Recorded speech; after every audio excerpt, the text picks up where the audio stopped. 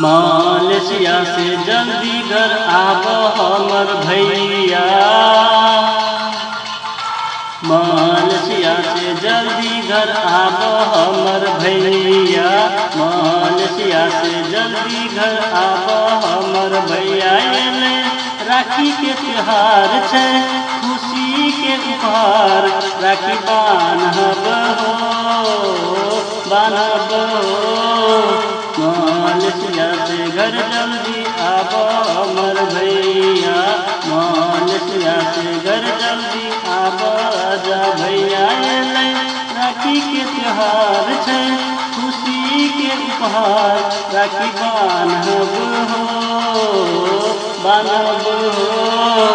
हर राखी में याद करे छियौ बहिना, हर राखी में याद।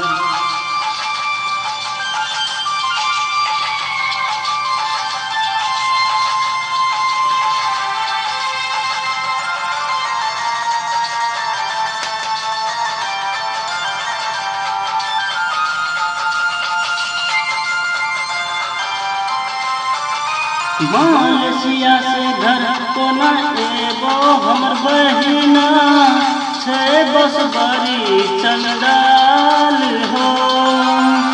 मलेशिया से घर कोना एगो हमर बहिना छे, बस बड़ी चंडाल हो।